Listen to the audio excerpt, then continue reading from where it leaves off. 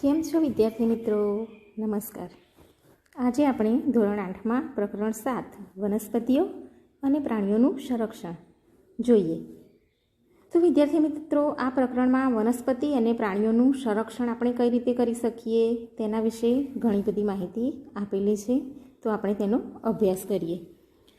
આપણે જોયું કે ધોરણ 7માં બુજો તેમજ પહેલીએ પ્રોફેસર અહેમદ તેમજ ટીબુ સાથે જંગલનું ભ્રમણ કર્યું હતું.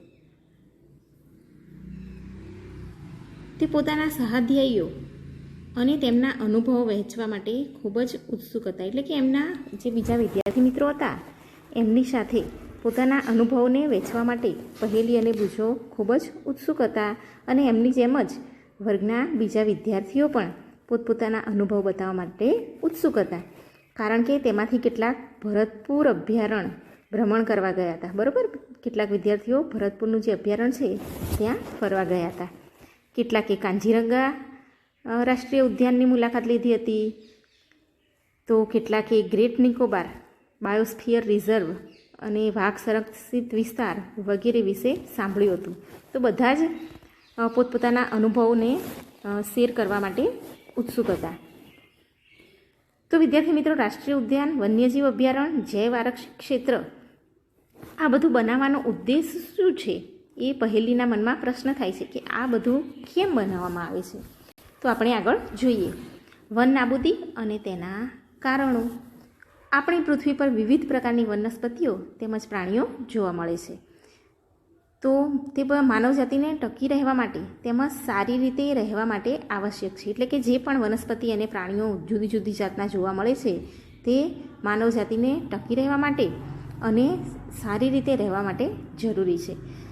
આજે આ સજીવોના અસ્તિત્વ માટે વન નાબૂદી એક મોટો ખતરો બની ગયો છે.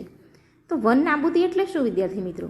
તો કે વન નાબૂદી એટલે વનનો નાશ કરી દેવો અને પ્રાપ્ય જમીનનો અન્ય કાર્યો માટે ઉપયોગ કરવો. એટલે કે જંગલોને આડેધડ કાપી નાખવા અને જંગલોની જે જમીન છે એનો આપણે બીજા બધા કાર્યો માટે ઉપયોગ કરવો. વનમાં વૃક્ષોની કાપણી નીચેના ઉદ્દેશથી કરવામાં આવે છે. તો ખેતીવાડી માટે જમીન પ્રાપ્ત કરવી,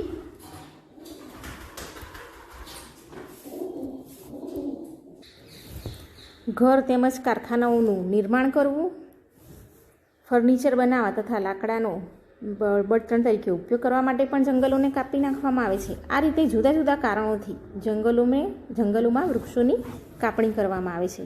કુદરતી આગ તેમજ ભયંકર દુષ્કાળ પણ કેટલાક કુદરતી વન નાબૂદીના કારણો બને છે. કેટલીક વાર કુદરતી રીતે પણ જંગલમાં આગ લાગી જાય છે અથવા તો દુષ્કાળ જેવા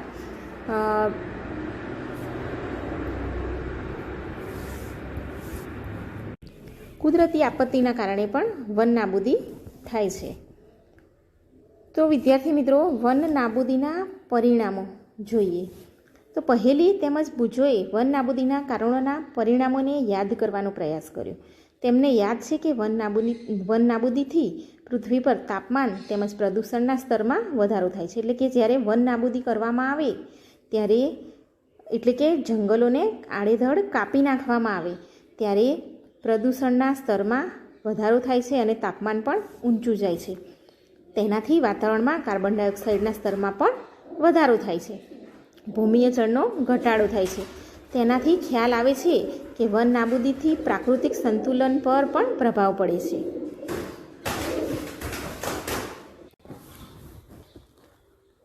પ્રોફેસર અહેમદે પણ તેમને બતાવ્યું કે જો વૃક્ષોની આ પ્રકારે કાપણી ચાલતી રહેશે તો વરસાદ તેમજ ભૂમિની ફળદ્રુપતામાં ઘટાડો થશે.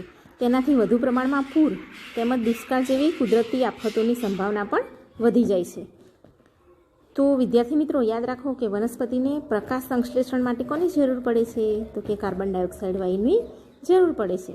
ઓછા વૃક્ષોનો અર્થ છે કે કાર્બન ડાયોક્સાઇડનો ઉપયોગમાં ઘટાડો થવો. એટલે કે જેટલા વૃક્ષો ઓછા હોય એટલું કાર્બન ડાયોક્સાઇડ વાયુનો ઉપયોગ ઓછો થશે. વાતાવરણમાં તેની માત્રા વધી જાય છે. એટલે કે જો વૃક્ષો કાર્બન ડાયોક્સાઇડ વાયુનો ઉપયોગ ઓછો કરશે તો વાતાવરણમાં કાર્બન ડાયોક્સાઇડનું પ્રમાણ વધી જાય છે. કારણ કે કાર્બન ડાયોક્સાઇડ પૃથ્વી દ્વારા પરાવર્તિત ઉષ્મીય કિરણોને શોષી લે છે. એટલે તેની માત્રાના વધારાના પરિણામે ગ્લોબલ વોર્મિંગ થાય છે. જો કાર્બન ડાયોક્સાઇડ વાયુનું પ્રમાણ વધી ગયું તો ગ્લોબલ વોર્મિંગ જેવું થાય છે. પૃથ્વીના તાપમાનમાં વધારાથી જલચક્રનું સંતુલન પણ બગડી જાય છે અને વરસાદમાં ઘટાડો થાય છે, જેને કારણે દુષ્કાળ આવે છે. તો વિદ્યાર્થી મિત્રો, આને ફરીથી જોઈ લઈએ. જો વાતાવરણમાં કાર્બન ડાયોક્સાઇડનું પ્રમાણ વધી જશે તો ગ્લોબલ વોર્મિંગ જેવા કુદરતી ખતરા પણ વધી જશે અને જેના પરિણામે તાપમાનમાં ખૂબ જ વધારો થશે. અને તાપમાનમાં વધારો થાય તો જલચક્રનું સંતુલન બગડી જાય અને વરસાદ કેવો પડે? ઓછો પડે. તો વરસાદ ઓછો પડે એટલે દુષ્કાળ જેવી પરિસ્થિતિનું નિર્માણ થાય છે. ભૂમિના ગુણધર્મોમાં પરિવર્તનનું મુખ્ય કારણ વન નાબૂદી છે. કોઈપણ ક્ષેત્રમાં ભૂમિના ભૌતિક ગુણધર્મો પર વનસ્પતિ ઉછેર અને વૃક્ષોની અસર પડે છે. એટલે કે કોઈપણ ક્ષેત્રમાં ભૂમિના ભૌતિક ગુણધર્મો પર વનસ્પતિના ઉછેર અને વૃક્ષોની અસર પડે છે. ધોરણ 7ને યાદ કરીએ તો વૃક્ષ કેવી રીતે જમીનમાં ધોવાણને અટકાવે છે તે આપણે અભ્યાસ કર્યો હતો, બરાબર? કે વૃક્ષો એ જમીનના ધોવાણને અટકાવે છે. ભૂમિ પર વૃક્ષોની માત્રા ઘટવાને કારણે ભૂમિનું ધોવાણ વધી જાય છે. જો વૃક્ષો ઓછા થશે તો ભૂમિનું ધોવાણ શું થશે? પ્રમાણમાં વધી જશે. ભૂમિનું ઉપરનું પડ એટલે કે ઉપરનું સ્તર દૂર કરવાથી નીચેના સખત પથ્થરોના સ્તરો દેખાય છે, જેનાથી ભૂમિમાં સેન્દ્રિય પદાર્થોનો ઘટાડો થાય છે. હવે વારંવાર ભૂમિનું ધોવાણ થાય તો એનું ઉપરનું સ્તર શું થાય છે? ઘસાઈ જાય છે અને ઘસાઈ જાય એટલે નીચેના સખત પથ્થરો દેખાય છે. હવે વિદ્યાર્થી મિત્રો, ભૂમિના ઉપરના સ્તરમાં જ સેન્દ્રિય પદાર્થો હોય છે, એટલે કે સડતા કાર્બનિક પદાર્થો હોય છે. તો એના પ્રમાણમાં ઘટાડો થાય અને કાર્બનિક પદાર્થોના પ્રમાણમાં ઘટાડો થશે એટલે કે જમીનની ફળદ્રુપતામાં પણ ઘટાડો થશે અને ધીરે ધીરે ફળદ્રુપ ભૂમિ રણમાં ફેરવાઈ જશે, જેને આપણે રણ નિર્માણ તરીકે ઓળખીએ છીએ. તો વિદ્યાર્થી મિત્રો, ફરીથી રણ નિર્માણ કોને કહેવાય? તો કે સતત જમીનનું ઉપરનું પડ ધોવાઈ જાય અને એના કારણે ઉપરના પડમાં રહેતા સેન્દ્રિય પદાર્થો એટલે કે સડતા કાર્બનિક પદાર્થોમાં પણ ઘટાડો થાય અને ભૂમિની ફળદ્રુપતામાં પણ ઘટાડો થાય છે, જેને આપણે રણ નિર્માણ તરીકે ઓળખીએ છીએ.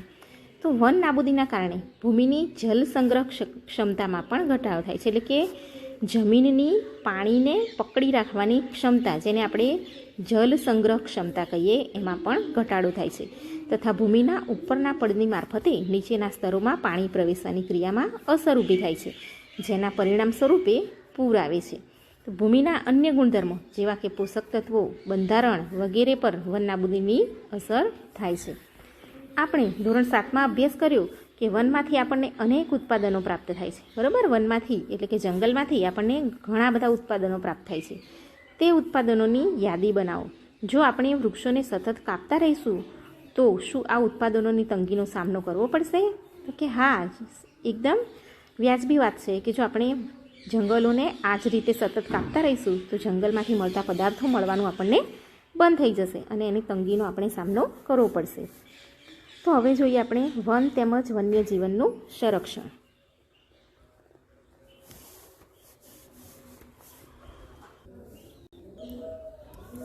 વન નાબૂદીની અસરો જાણ્યા બાદ પહેલી અને બુજો ચિંતિત હતા. તે પ્રોફેસર અહેમદ પાસે ગયા તથા તેઓને પૂછ્યું કે વન તેમજ વન્ય પ્રાણીઓને કેવી રીતે બચાવી શકાય. તો પહેલી અને બુજોએ પ્રોફેસર અહેમદને શું પૂછ્યું કે વનને અને વનમાં રહેતા પ્રાણીઓને આપણે કેવી રીતે બચાવી શકીએ.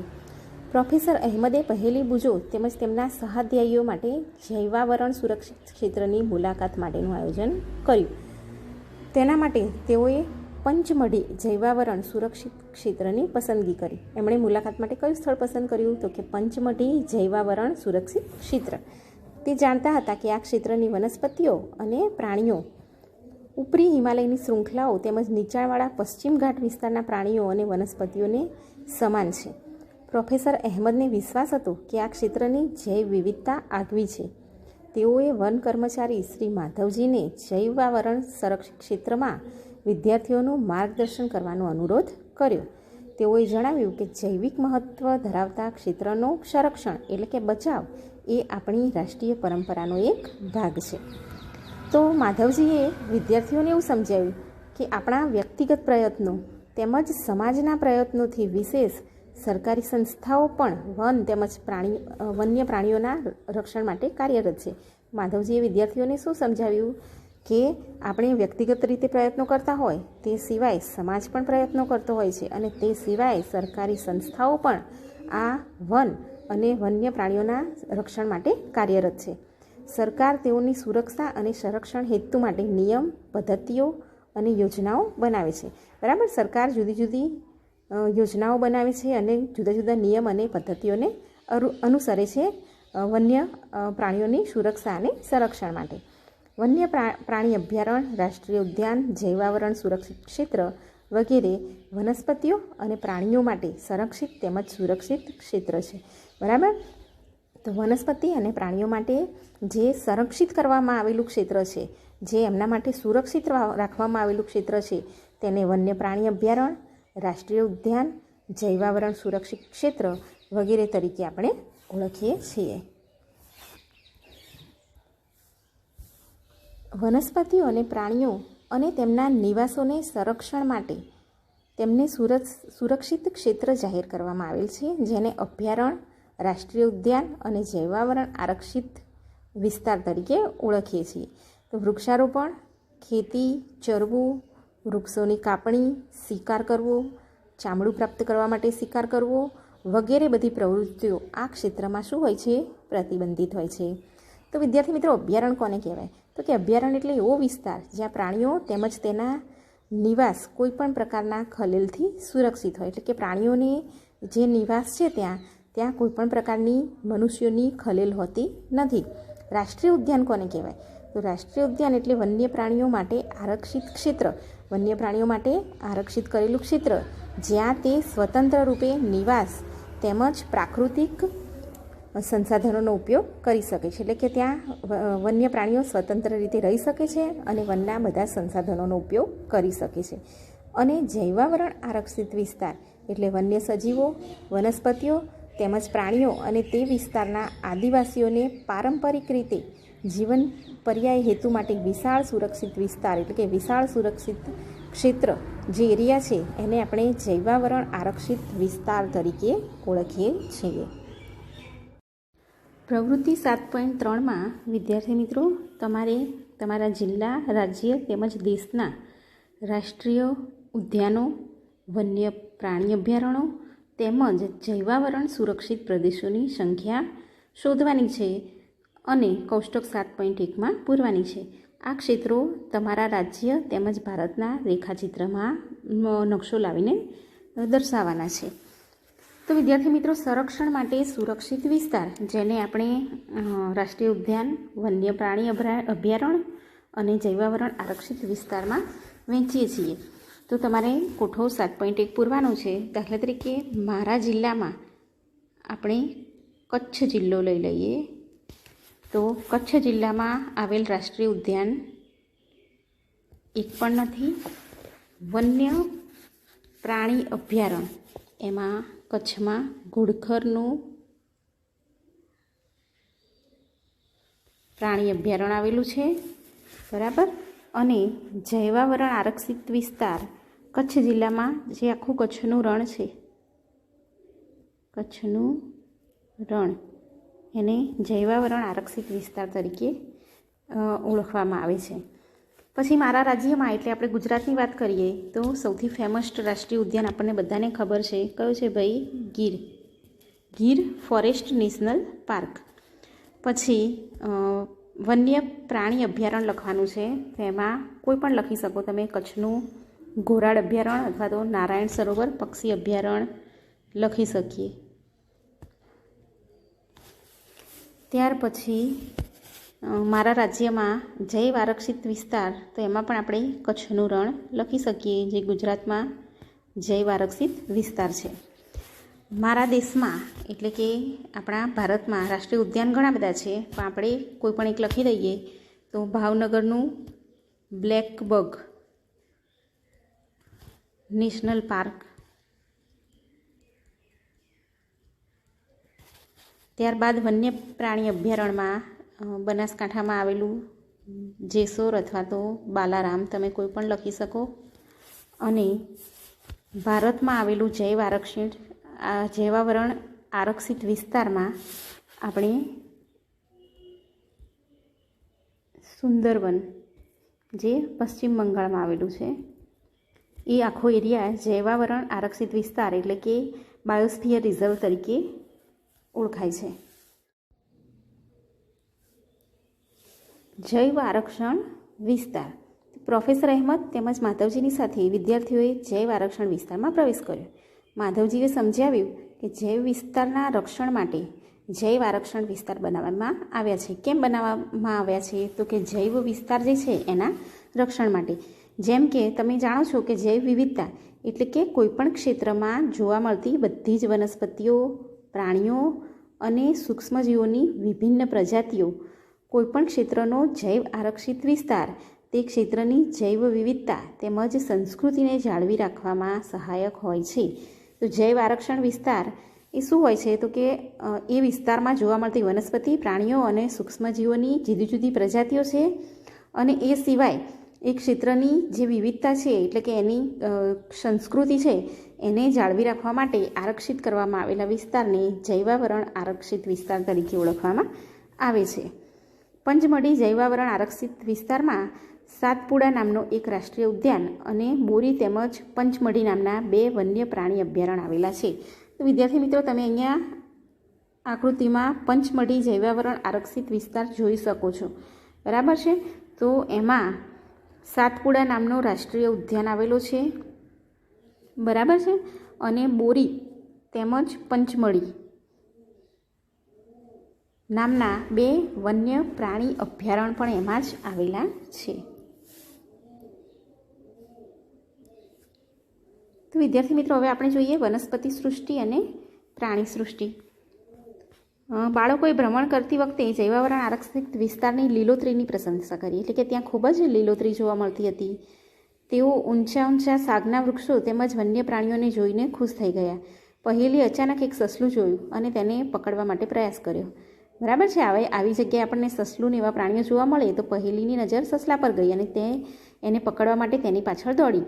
પ્રોફેસર અહેમદે તેને આવું કરતાં અટકાવી અને સમજાવી કે પ્રાણીઓ પોતાના નિવાસસ્થાનમાં ખુશ રહે છે, આપણે તેમને પરેશાન કરવા જોઈએ નહીં. માધવજીએ સમજાવ્યું કે કેટલાક પ્રાણીઓ તેમજ વનસ્પતિઓ કોઈ વિશિષ્ટ વિસ્તારમાં જોવા મળે છે. આવા વિશિષ્ટ વિસ્તારમાં જોવા મળતી વનસ્પતિઓને તે વિસ્તારની વનસ્પતિ સૃષ્ટિ અને પ્રાણીઓને તે વિસ્તારની પ્રાણી સૃષ્ટિ તરીકે ઓળખવામાં આવે છે. તો વનસ્પતિ સૃષ્ટિ અને પ્રાણી સૃષ્ટિ એટલે શું? તો કે કેટલાક પ્રાણીઓ અને કેટલીક વનસ્પતિઓ કોઈ વિશિષ્ટ વિસ્તારમાં જ જોવા મળે છે. બરાબર? તો એ વિસ્તારને ની જે વનસ્પતિ છે એને વનસ્પતિ સૃષ્ટિ કહેવાય અને એ વિસ્તારમાં જે પ્રાણીઓ રહે છે એને પ્રાણી સૃષ્ટિ તરીકે ઓળખવામાં આવે છે. સાગ, સાલ, આંબો, જાંબુ, હંસરાજ, અર્જુન વગેરે વનસ્પતિ સૃષ્ટિ છે. અને ચિંકારા, નીલગાય, બાર્કિંગ ડિયર એટલે કે ભસ્તુહરણ, ચિત્તલ, દીપડો, જંગલી કૂતરો, વરુ વગેરે પંચમઢી આરક્ષિત વિસ્તારની પ્રાણી સૃષ્ટિ છે. તો અહીંયા તમને પંચમઢી વિસ્તારની કેટલીક વનસ્પતિ સૃષ્ટિ અને પ્રાણી સૃષ્ટિના ઉદાહરણ આપેલા છે.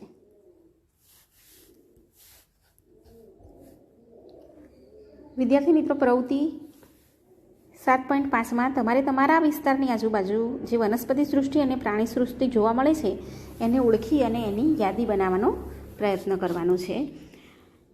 હવે જોઈએ આપણે સ્થાનિક જાતિઓ, એન્ડેમિક સ્પીસીસ. બાળકો ઝડપથી શાંતિપૂર્વક ગાઢ જંગલમાં પ્રવેશ્યા. બાળકો એક વિશાળ ખિસકોલીને જોઈને આશ્ચર્યચકિત થઈ ગયા. આ ખિસકોલીની પૂંછડી મોટી પીંછાકાર છે. તેઓ તેના વિશે જાણવા ખૂબ જ ઉત્સુક છે. માધવજીએ જણાવ્યું કે તેને વિશાળ ખિસકોલી તરીકે ઓળખવામાં આવે છે અને તે આ વિસ્તારની સ્થાનિક જાતિ છે. વનસ્પતિઓ અને પ્રાણીઓની એવી જાતિઓ કે કોઈ એક જ ક્ષેત્રમાં વિશિષ્ટ રૂપે જોવા મળે તેને સ્થાનિક જાતિ કહેવાય. તો વિદ્યાર્થી મિત્રો, સ્થાનિક જાતિ કોને કહેવાય?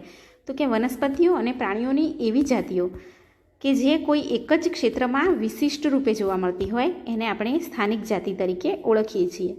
તે કોઈ અન્ય વિસ્તારમાં પ્રાકૃતિક રૂપે જોવા મળતી નથી. કોઈ વિશિષ્ટ પ્રકારની વનસ્પતિઓ તેમજ પ્રાણીઓ કોઈ વિસ્તાર, રાજ્ય અને દેશની સ્થાનિક પ્રજાતિ અથવા સ્થાનિક જાતિ હોઈ શકે. માધવજીએ પંચમઢી જૈવાવરણ આરક્ષિત ક્ષેત્રમાં આવેલા સાગ અને જંગલી આંબા, જેને તમે અહીંયા જોઈ શકો છો, બરાબર, આ જંગલી આંબો બતાવેલો છે, ના ઝાડને બતાવીને સ્થાનિક વનસ્પતિઓનું ઉદાહરણ આપ્યું. બરાબર? તો આ પંચમઢી જૈવાવરણની સ્થાનિક જાતિની વનસ્પતિ છે, જેવો કે જંગલી આંબો અને સાલ.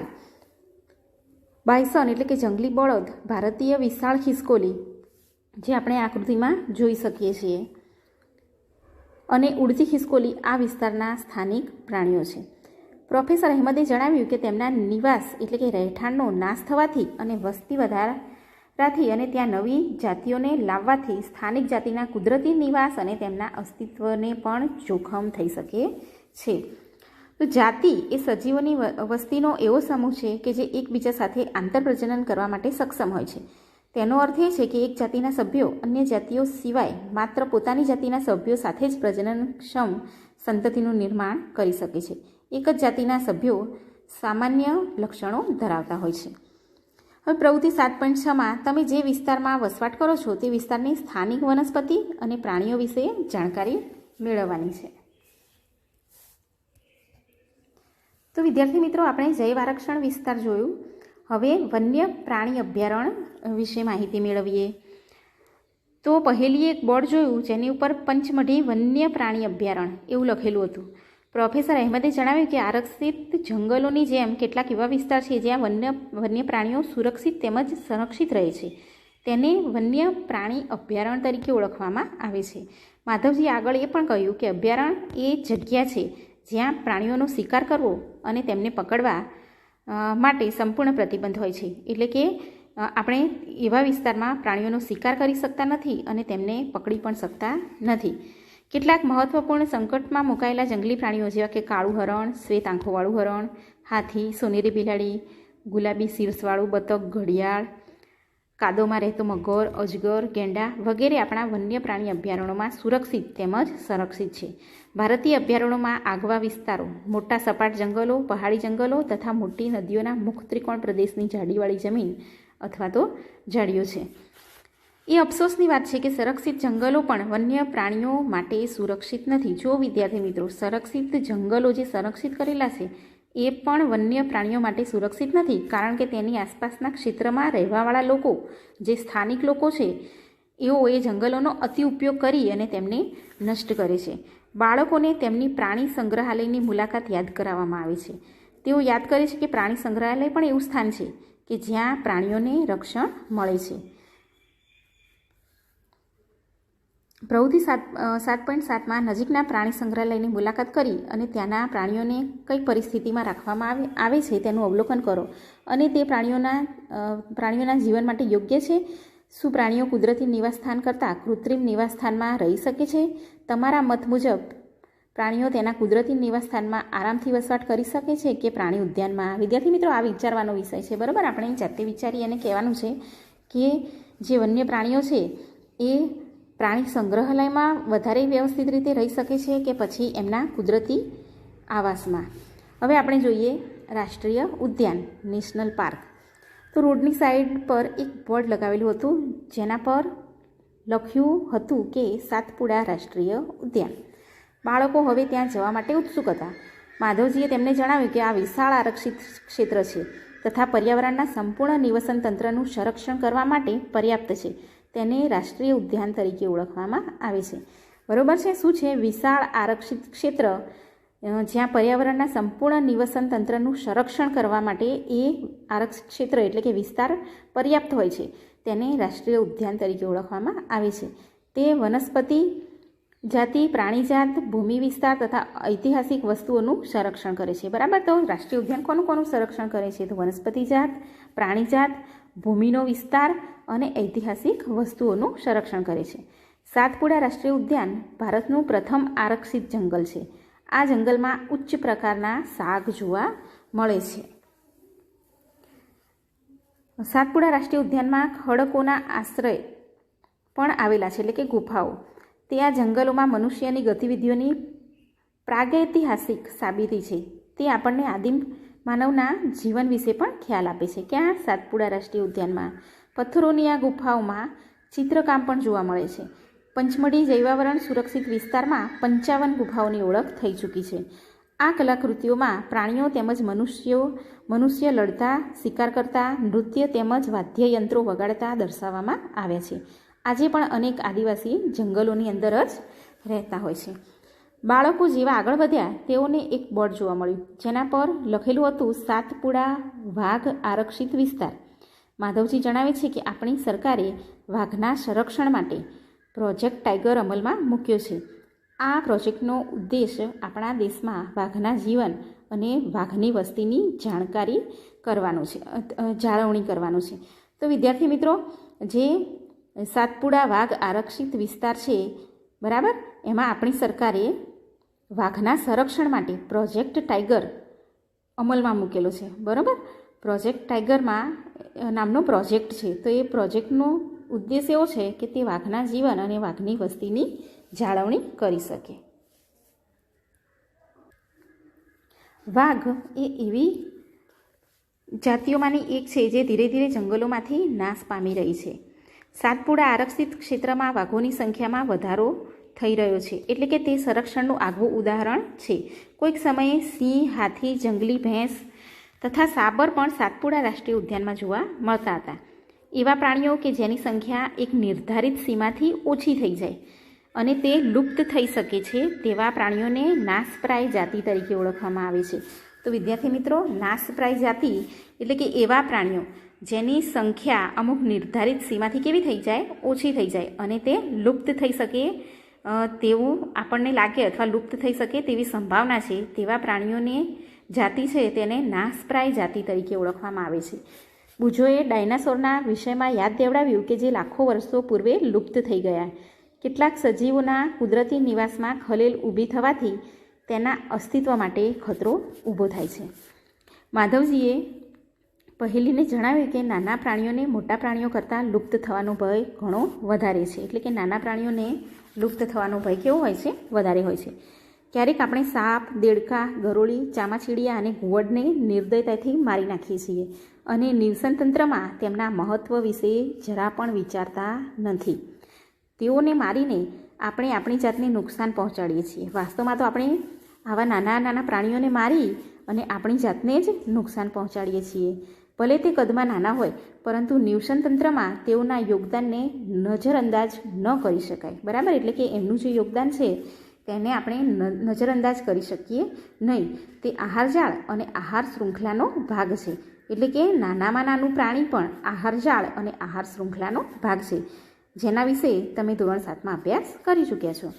કોઈપણ વિસ્તારની બધી વનસ્પતિઓ, પ્રાણીઓ તેમજ સૂક્ષ્મજીવ અને અજૈવ ઘટકો જેવા કે વાતાવરણ, ભૂમિ, નદીના મુખ ત્રિકોણ પ્રદેશ વગેરે સંયુક્ત સ્વરૂપે ભેગા થઈ અને નિવસન તંત્રનું નિર્માણ કરે છે. તો નિવસન તંત્રમાં વિદ્યાર્થી મિત્રો શું આવશે? તો કે કોઈપણ વિસ્તારની બધી જ વનસ્પતિ, પ્રાણી, સૂક્ષ્મજીવ અને અજૈવિક ઘટકો એટલે કે વાતાવરણ, ભૂમિ, નદીનો મુખ ત્રિકોણ પ્રદેશ વગેરે બધા જ સંયુક્ત સ્વરૂપે ભેગા થઈ અને નિવસન તંત્રનું નિર્માણ કરે છે. વિદ્યાર્થી મિત્રો, હવે આપણે જોઈએ રેડ ડેટા બુક. તો પ્રોફેસર અહેમદ બાળકોને રેડ ડેટા બુક વિશે સમજાવે છે. તે જણાવે છે કે રેડ ડેટા બુક એ એવું પુસ્તક છે જેમાં બધી નાશપ્રાય જાતિઓનો રેકોર્ડ રાખવામાં આવે છે. વનસ્પતિઓ, પ્રાણીઓ અને અન્ય જાતિઓ માટે અલગ અલગ રેડ ડેટા બુક હોય છે. તો રેડ ડેટા બુક વિશે તમારે વધારે જાણકારી મેળવવી હોય તો તમે કમ્પ્યુટર પર www.invis/primate/page102hm/nwd/plants.htm દ્વારા તમે સર્ચ કરી અને માહિતી પ્રાપ્ત કરી શકો છો. તો વિદ્યાર્થી મિત્રો, રેડ ડેટા બુક એ નાશપ્રાય જાતિઓનો રેકોર્ડ ધરાવતી બુક છે. એટલે કે બુજોને જે પ્રશ્ન થયો કે ભાઈ મને આશ્ચર્ય થાય છે કે આ બધી નાશપ્રાય જાતિઓનો કોઈ રેકોર્ડ હશે કે નહીં હોય, તો એનો રેકોર્ડ વિદ્યાર્થી મિત્રો ક્યાં હોય છે? રેડ ડેટા બુકમાં હોય છે. હવે આપણે જોઈએ સ્થળાંતર, માઇગ્રેશન. માધવજીના માર્ગદર્શન હેઠળ ભ્રમણ કરતું જૂથ ગાઢ જંગલમાં પ્રવેશી ગયું. તેઓ તવા સરોવર નજીક થોડા સમય માટે આરામ કરવા માટે બેઠા. પહેલીએ નદીની નજીક કેટલાક પક્ષીઓ જોયા. માધવજી જણાવે છે કે તે સ્થળાંતરણ કરનાર પક્ષીઓ છે. તે પક્ષી દુનિયાના અન્ય વિસ્તારમાંથી ઉડીને અહીં આવ્યા છે. એટલે કે સ્થળાંતર કરતા પક્ષીઓ છે. વાતાવરણીય બદલાવને કારણે સ્થળાંતર કરનારા પક્ષીઓ એટલે કે પ્રવાસી પક્ષીઓ પ્રત્યેક વર્ષે દૂર દૂરના વિસ્તારોમાં એક ચોક્કસ સમયે ઉડીને આવે છે. અહીં ઈંડા મૂકવા માટે આવે છે, કારણ કે અતિશય ઠંડી હોવાને લીધે તેમના મૂળ નિવાસસ્થાન તે સમયે રહેવા માટે યોગ્ય હોતા નથી. એમના મૂળ નિવાસસ્થાનમાં શું હોય છે? ખૂબ જ ઠંડી પડતી હોય છે. એટલે એટલી બધી ઠંડીમાં એ મૂળ નિવાસસ્થાનમાં રહી શકતા નથી. તેથી તે ઈંડા મૂકવા માટે અહીં આવે છે. એવા પક્ષીઓ જે ઉડીને દૂરના અંતરની લાંબી યાત્રા કરે છે તેને સ્થળાંતરિત પક્ષી અથવા તો પ્રવાસી પક્ષી તરીકે ઓળખવામાં આવે છે. બરાબર, આ સ્થળાંતરિત પક્ષી અને પ્રવાસી પક્ષી એવા છે પક્ષીઓ છે જે ઉડીને દૂર દૂરના ઘણા બધા લાંબા અંતરની લાંબી યાત્રા કરે છે. વિદ્યાર્થી મિત્રો, હવે આપણે જોઈએ કાગળનું રિસાયકલિંગ ઓફ પેપર. પ્રોફેસર અહેમદે બાળકોનું ધ્યાન વન નાબૂદીના એક અન્ય કારણ તરફ પણ દોર્યું. તે તેઓને જણાવે છે કે 1 ટન કાગળ પ્રાપ્ત કરવા માટે પૂર્ણ વિકસિત 17 વૃક્ષોને કાપવામાં આવે છે. આથી આપણે કાગળની બચત કરવી જોઈએ. બરાબર વિદ્યાર્થી મિત્રો, તમે જોયું 1 ટન કાગળ પ્રાપ્ત કરવા માટે પૂર્ણ વિકસિત 17 વૃક્ષોને કાપવામાં આવે છે. આથી કાગળની આપણે બચત કરવી જોઈએ. પ્રોફેસર અહેમદે એ પણ બતાવે છે કે ઉપયોગ માટે કાગળનો 5 થી 7 વખત રિસાયકલ કરી શકાય છે. એટલે કે ઉપયોગ કરેલા કાગળનો આપણે 5 થી 7 વખત રિસાયકલ કરી શકીએ છીએ. જો કોઈ વિદ્યાર્થી એક દિવસમાં માત્ર એક જ કાગળની બચત કરે તો આપણે 1 વર્ષમાં અનેક વૃક્ષોને બચાવી શકીએ છીએ. એટલે કે જો કોઈ વિદ્યાર્થી એક દિવસમાં એક જ કાગળની બચત કરે, આ રીતે બધા જ વિદ્યાર્થીઓ બચત કરવા લાગે તો આપણે ઘણા બધા કાગળનો બચાવ કરી શકીએ છીએ. આપણે કાગળનો બચાવ કરવો જોઈએ. તેનો પુનઃ ઉપયોગ કરવા માટે રિસાયકલ કરવું જોઈએ. તેની મદદથી આપણે માત્ર વૃક્ષોને જ બચાવીશું એવું નથી, પરંતુ કાગળ ઉત્પાદનના ઉપયોગમાં લેવાતા પાણી અને ઉર્જાની પણ બચત કરી શકીશું. તો વિદ્યાર્થી મિત્રો, રિસાયકલની પ્રક્રિયામાં કરવાથી આપણે કાગળનો ખાલી એકલા વૃક્ષોને બચાવીએ છીએ એવું જ નથી, પણ સાથે સાથે કાગળના ઉત્પાદનના જે ઉદ્યોગો છે તે ખૂબ જ મોટા પ્રમાણમાં પાણી વાપરે છે અને ઉર્જા પણ વાપરે છે. તો એ ઉપયોગમાં લેવાતા પાણી અને ઉર્જાની પણ બચત આપણે કરી શકીશું. અને તેની સાથે સાથે કાગળ ઉત્પાદનના ઉપયોગમાં લેવાતા હાનિકારક રસાયણોમાં પણ ઘટાડો કરી શકીશું. તો વિદ્યાર્થી મિત્રો, હવે આપણે જોઈએ છેલ્લો ટોપિક પુનઃવનીકરણ, રિફોરેસ્ટેશન. તો પ્રોફેસર અહેમદનો સુઝાવ છે કે વન નાબૂદીનો જવાબ પુનઃવનીકરણ છે. એટલે કે વન નાબૂદી એટલે જંગલોને કાપવા આડેધડ, તો એનો જવાબ છે પુનઃવનીકરણ. પુનઃવનીકરણનો ઉદ્દેશ કાપવામાં આવેલા વૃક્ષોની ઘટ પૂરી કરવા નવા વૃક્ષોની રોપણી કરવાનો હોય છે. જેમ આપણે શું કરીએ છીએ ભાઈ, તો કે વન નાબૂદીમાં વૃક્ષોને કાપીએ છીએ, તો પુનઃવનીકરણમાં એ જ કાપેલા વૃક્ષોની ઘટને પૂરી કરવા માટે વૃક્ષોની શું કરવામાં આવે છે, રોપણી કરવામાં આવે છે. રોપવામાં આવેલા વૃક્ષ સામાન્યતઃ એ જ જાતિના હોય છે જે તે જંગલની અંદર જોવા મળે છે. આપણે ઓછામાં ઓછા એટલા તો વૃક્ષ ઉછેરવા જોઈએ જેટલા આપણે કાપીએ છીએ. એટલે કે જેટલા વૃક્ષોને આપણે કાપી નાખીએ છીએ એટલા વૃક્ષો આપણે ઉછેરવા જોઈએ. કુદરતી રીતે પણ પુનઃવનીકરણ થઈ શકે છે. જો આપણે તે વિસ્તારને સહેજ પણ ખલેલ ના પહોંચાડીએ અને ખલેલ પહોંચાડ્યા વગર એમ જ રહેવા દઈએ તો તે સ્વયં પુનઃ પ્રસ્થાપિત થઈ જાય છે. કુદરતી વનીકરણમાં માનવની કોઈ ભૂમિકા નથી. આપણે આપણા જંગલોને અત્યાર સુધી ખૂબ જ નુકસાન કરી ચૂક્યા છીએ. જો આપણી આવનારી પેઢી માટે હરિયાળી સંપત્તિ બનાવી રાખવી હશે તો વધારેમાં વધારે વૃક્ષારોપણ જ એકમાત્ર વિકલ્પ છે. એટલે કે આપણે વધારે ને વધારે વૃક્ષો વાવવા જોઈએ. પ્રોફેસર અહેમદે તેઓને બતાવ્યું કે ભારતમાં વન સંરક્ષણ અધિનિયમ છે. આ અધિનિયમનો હેતુ પ્રાકૃતિક વનોની જાળવણી અને સંરક્ષણ કરવાનો છે. સાથે સાથે એવો ઉપાય પણ કરવાનો છે જેનાથી જંગલોમાં અને તેની નજીક એટલે કે આસપાસ રહેવાવાળા લોકોની આધારભૂત જરૂરિયાતોની પૂર્તતા પણ થઈ શકે. બરાબર છે? એટલે કે વનોની જાળવણી અને સંરક્ષણ પણ થાય અને સાથે સાથે જંગલોની આસપાસ જે લોકો રહે છે એમની જરૂરિયાતો પણ પૂર્ણ થાય. થોડોક સમય આરામ કર્યા પછી માધવજીએ બાળકોને પાછા ફરવાનું કહ્યું, કારણ કે સૂર્યાસ્ત પછી જંગલમાં રોકાવું યોગ્ય નથી, કારણ કે જંગલમાં જંગલી પશુઓ પ્રાણીઓ પણ નિવાસ કરે છે. પાછા આવ્યા પછી પ્રોફેસર અહેમદ તેમના બાળકોએ આ ઉલ્લાસપૂર્વકના અનુભવ બદલ માધવજીનો આભાર વ્યક્ત કર્યો. તો વિદ્યાર્થી મિત્રો, અહીંયા આપણો 7મું પ્રકરણ પૂર્ણ થાય છે. હવે નવા પ્રકરણ સાથે ફરીથી મળીએ. આભાર. જય હિન્દ.